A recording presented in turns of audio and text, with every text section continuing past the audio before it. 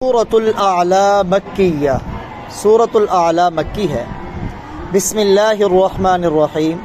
سبح اسم ربک الاعلی، آپ اپنے بلند رب کے نام کی تسبیح کریں، یا ایسے بھی کہہ سکتے ہیں آپ پاکیزگی بیان کریں اپنے رب کے نام کی جو بہت بلند ہے، یا آپ اپنے بلند رب کے نام کی پاکیزگی بیان کریں۔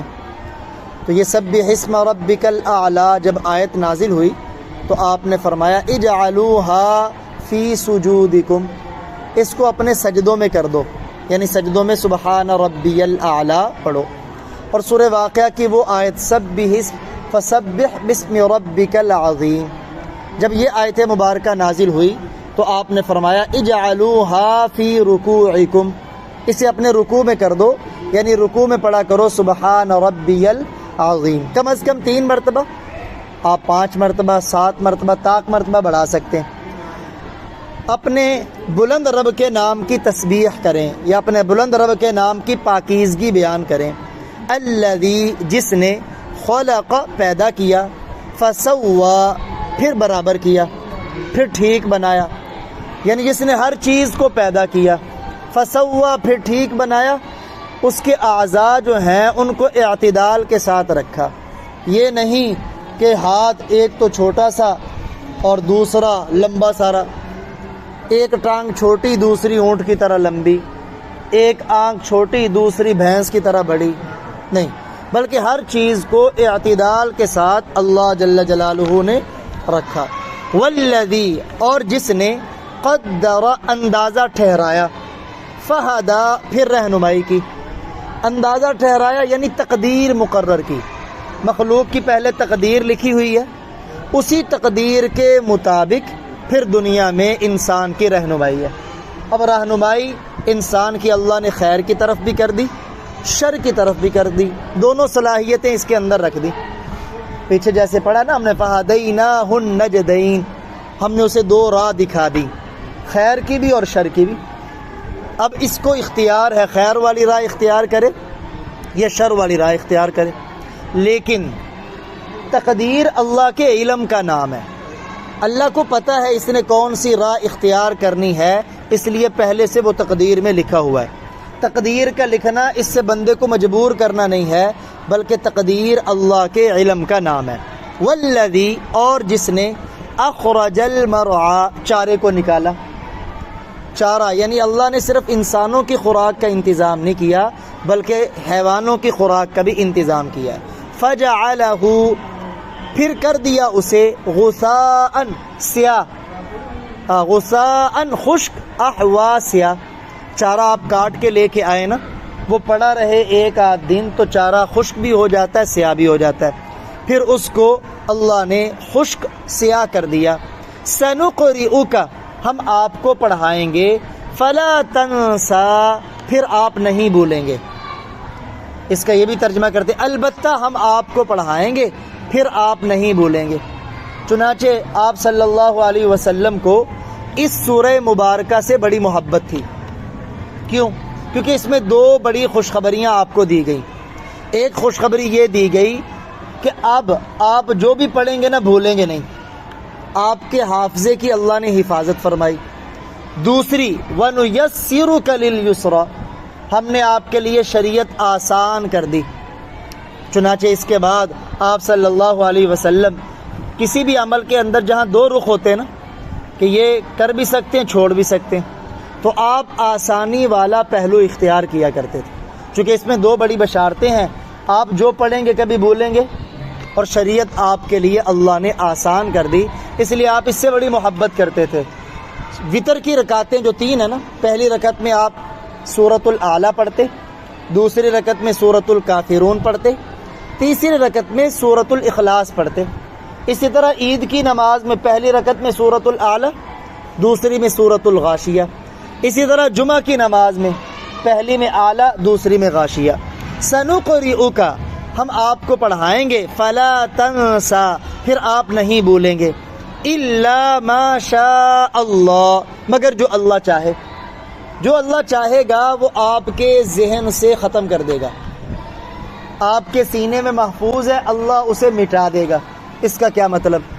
یعنی جو احکام پہلے تھے بعد میں ختم کیے جانے، بعد میں انہیں منسوخ کرنا ہے. جو حکم پہلے ہو نا اسے اگر ختم کر دیا جائے تو اسے کہتے ہیں اس حکم کو منسوخ کر دیا گیا. جیسے وہ آیت مبارکہ قرآن پاک کی تھی الشیخ والشیخۃ اذا زنیا فرجموہما، شادی شدہ مرد اور شادی شدہ عورت اگر زنا کریں تو انہیں سنسار کر دو پتھر مار مار کے. یہ پہلے قرآن کی آیت تھی، بعد میں منسوخ ہو گئی، اب قرآن کے اندر نہیں ہے. تو جو حکم منسوخ کرنا ہوگا نا اسے ہم آپ کے ذہن سے بھی مٹا دیں گے اور آپ کے دل سے بھی، الا ما شاء اللہ، مگر جو اللہ چاہے. لیکن کسی کے ذہن میں سوال آ سکتا ہے کہ جب اس حکم کو ختم کرنا تھا تو پھر حکم دیا کیوں؟ تو یہ اللہ کی حکمت ہے. جیسے ایک حکیم پہلے دعائی دیتا ہے، دوسری پھر ختم کر کے دوسری دے دیتا ہے. تو اللہ تعالیٰ تو حکیموں کے حکیم ہے، تو وہ اپنے بندوں کے مناسب پہلے حکم دیا، پھر اس کے بعد دوسرا حکم جو مناسب تھا وہ دے دیا. الا ما شاء اللہ، مگر جو اللہ چاہے. انہو، بے شک وہ، یعلم الجہر، جانتا ہے ظاہر کو، جو ہمارے ظاہری اعمال ہیں انہیں بھی اللہ جانتا ہے. وما یخفا، اور پوشیدہ کو. یعنی اگر ہم اونچی بولیں تب بھی اللہ جانتا ہے، چھپ کے بولیں تب بھی اللہ جانتا ہے. جو ہمارے اعمال کسی کو نظر آتے وہ بھی اللہ کے علم میں، جو ہم اندر ہی اندر کھچڑی پکاتے ہیں، پلاننگ اور منصوبے بناتے ہیں، وہ بھی اللہ کے علم میں. وَنُيَسِّرُكَ، اور ہم آسان کر دیں گے آپ کے لیے، لِلْيُسْرَى، آسان چیز، اور ہم آپ کے لیے آسان کر دیں گے آسان چیز. یہ یسرا سے کیا مراد ہے؟ اس سے مراد ہے شریعت اور دین. ہم آپ کے لیے دین اور شریعت کو آسان کر دیں گے، یعنی دین پہ عمل کرنا آپ کی طبیعت کا حصہ بن جائے گا. یسرا سے ایک مراد مفسرین نے لکھا ہے جنت ہے. ہم آپ کے لیے جنت کو آسان کر دیں گے. اور جنت کو یسرا کیوں کہتے ہیں؟ کیونکہ جنت میں آسانی ہی آسانی ہے، مشکل نہیں ہے، خوشی ہی خوشی ہے، غمی نہیں ہے. تو مطلب ہم آپ کے لیے جنت کی راہیں آسان کر دیں گے. جو عمل جنت میں لے جانے والا ہوگا اس کا کرنا آپ کے لیے آسان ہوگا. فذکر، پس آپ نصیحت کریں. ان نفعت الذکریٰ، اگر نصیحت فائدہ دے. یعنی جہاں نصیحت فائدہ دیتی ہو نا وہاں نصیحت کرنی چاہیے. اور اگر آپ کی نصیحت فائدہ نہ دیتی ہو تو آپ کو نصیحت کرنے کی ضرورت. ایک بندہ آپ کی بات ہی نہیں سن رہا تو آپ اسے نصیحت کریں گے، کیا فائدہ؟ تو نصیحت وہاں کریں جہاں فائدہ دے. دوسرا مطلب اس کا یہ ہے، یہ قد کے معنی میں ہے. آپ نصیحت کریں، تحقیق نصیحت فائدہ دے گی، یعنی آپ کرتے رہیں نصیحت. کیا جو پہلا مطلب ہے نا کہ اگر نصیحت فائدہ دے پھر آپ نصیحت کریں، مفسرین فرماتے ہیں یہ ان لوگوں کے بارے میں ہے جن کے بارے میں اللہ نے فرما دیا تھا اب آپ ان کو جتنی مرضی دعوت دیں یہ ایمان قبول نہیں کریں گے. ان کے بارے میں فرمایا اگر نصیحت فائدہ دے تو آپ کر لیں. یا دوسرا، تحقیق نصیحت فائدہ دے گی، اگر انہیں نہیں بھی نہ دے گی تو چونکہ آپ نصیحت کرنے والے تو آپ کو ضرور اجر و ثواب ملے گا. فذکر، پس آپ نصیحت کریں. ان نفعت الذکریٰ، اگر نصیحت فائدہ دے. سیذکر، ان قریب نصیحت قبول کرے گا. من یخشا، وہ شخص جو اللہ سے ڈرتا ہے. یعنی جس کے دل میں اللہ کا خوف ہے وہ نصیحت کو جلدی قبول کر لے گا. تو پتہ چلا نصیحت قبول جلد وہ کرتے ہیں جن کے دل میں اللہ کا ڈر ہوتا ہے. وَيَتَجَنَّبُهَا الْأَشْقَى، اور اس نصیحت سے دور رہے گا بڑا بدبخت، اور اس نصیحت سے کنارہ کش رہے گا بڑا بدبخت، اور اس نصیحت کو قبول نہیں کرے گا بڑا بدبخت. جو بڑا بدبخت ہوگا نا وہ نصیحت قبول نہیں کرے گا. اب بڑے بدبخت کے لیے اللہ کی بارگاہ میں سزا کیا ہے؟ الذی، جو، یعنی وہ بڑا بدبخت جو یصلی النار الکبریٰ، بڑی آگ میں داخل ہوگا. یصلی داخل ہوگا، النار الکبریٰ بڑی آگ میں. پھر داخل ہونے کے بعد ہوگا کیا؟ ثم، پھر لا یموت فیہا، وہ اس میں مرے گا نہیں. ولا یحیا، اور نہ زندہ رہے گا. فیہا، یہ جو ہا ہے نا اس سے مراد آگ، وہ اس آگ میں نہ مرے گا نہ زندہ رہے گا. کیونکہ آگ میں بھیجنا اس کا مطلب یہ نہیں کہ اسے ختم کرنا ہے. آگ میں بھیجنے کا مقصد تو اسے سزا دینا ہے. اگر ختم کرنا ہوتا تو ایک لمحے میں ختم ہو جاتا، اور اگر زندہ رہے یعنی اطمینان والی زندگی گزارے تو پھر سزا کیسی؟ ایسی سزا ہوگی، نہ موت ہوگی نہ زندگی ہوگی۔ قد افلح، تحقیق فلاح پائی، تحقیق کامیاب ہوا وہ شخص، من تزکا، جو پاک ہوا، جس نے تزکیہ کیا اپنے دل کا، اپنے آپ کو پاک کیا، ظاہری بدن بھی نجاست سے پاک اور دل بھی برے عقائد سے، تکبر سے، بغض سے، کینہ سے، عداوت سے، ان چیزوں سے اپنے دل کو جس نے پاک کیا۔ اور یہ پاک کرنے کا آسان طریقہ ہے اللہ والوں کی صحبت، اللہ کے ولیوں کی صحبت، اس میں یہ چیز جلدی حاصل ہو جاتی۔ تحقیق کامیاب ہوا وہ شخص جو پاک ہوا۔ اب جو پاک ہوگا وہ کرے گا کیا؟ وَذَكَرَ اسْمَ رَبِّهِ، اور اس نے اپنے رب کا نام ذکر کیا، اور ذکر، اس نے ذکر کیا، اسم ربہ، اپنے رب کا نام، یعنی اور اس نے اپنے رب کا نام لیا، فصلی، پس نماز پڑھی۔ اب اس کا مطلب کیا ہے؟ پیچھے ہے پاک ہوا، ایک آدمی پاک ہوا، وضو بنایا اس نے، پھر تکبیر تحریمہ کہہ کے اپنے رب کا نام لیا، فصلی، اور نماز پڑھی۔ معلوم ہوا وہ بندہ پاک ہو جائے گا جو 5 نمازیں، جمعہ اور عید کی نماز کی پابندی کرتا ہے، پاک ہو، باوضو ہو، پھر رب کا نام لے یعنی تکبیر تحریمہ کہے، پھر نماز پڑھے۔ بعض اسلاف یہ بھی بیان کرتے ہیں کہ تزکہ سے مراد زکوٰۃ دینا، اور مراد زکوٰۃ سے صدقہ فطرانہ ہے، کہ جس نے رمضان المبارک میں صدقہ فطرانہ دیا، چونکہ وہ عید والے دن دینا ہوتا ہے، پھر صدقہ فطرانہ دے کے وَذَكَرَ اسْمَ رَبِّهِ، اپنے رب کا نام لیا یعنی تکبیریں کہیں۔ کہتے ہیں نا عید والے دن تکبیریں کہنی چاہیے، چھوٹی عید میں آہستہ آواز میں اور بڑی عید میں اونچی آواز میں۔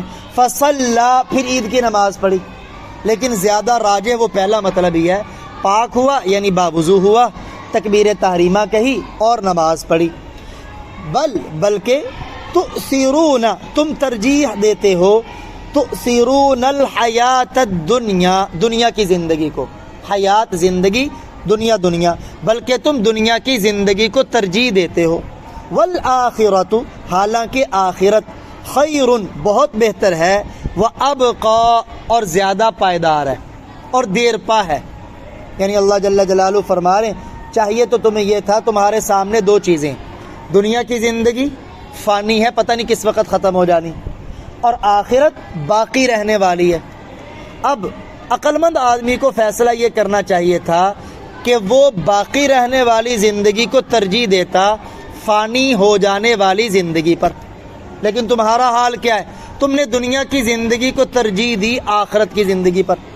اس لیے تو سود لے رہا ہے، پرواہ کوئی نہیں، حرام کھا رہا ہے، پرواہ کوئی نہیں، جھوٹ بول رہا ہے، پرواہ کوئی نہیں، دھوکہ دے رہا ہے، پرواہ کوئی نہیں۔ بل تؤثرون الحیات الدنیا، بلکہ تم دنیا کی زندگی کو ترجیح دیتے ہو، والآخرۃ خیر وابقا، حالانکہ آخرت، یہ واو کا معنی ہے حالانکہ، یہ واو حالیہ ہے، حالانکہ آخرت خیر، بہت بہتر ہے، وابقا، اور دیر پا ہے، اور زیادہ پائیدار ہے، اور زیادہ باقی رہنے والی۔ ان، بے شک، ھذا، یہ بات، یعنی ابھی یہ جو بات ہم نے کی ہے نا کہ جو پاک ہوا وہ کامیاب ہوا، اور پاک کون ہوا؟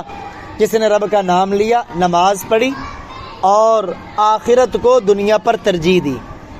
یہ والی بات لفی الصحف الاولی، پہلے صحیفوں میں درج ہے، لا البتہ فی میں، الصحف صحیفے، الاولی پہلے، یہ بات پہلے صحیفوں میں درج ہے۔ وہ پہلے صحیفے کون سے؟ صحف ابراہیم و موسیٰ، ابراہیم علیہ السلام کے صحیفے اور موسیٰ علیہ السلام کے صحیفے۔ ابراہیم علیہ السلام پر 10 صحیفے اللہ نے نازل فرمائے، اور تفاسیر میں آتا ہے موسیٰ علیہ السلام پر تورات کے ساتھ 10 صحیفوں کو بھی نازل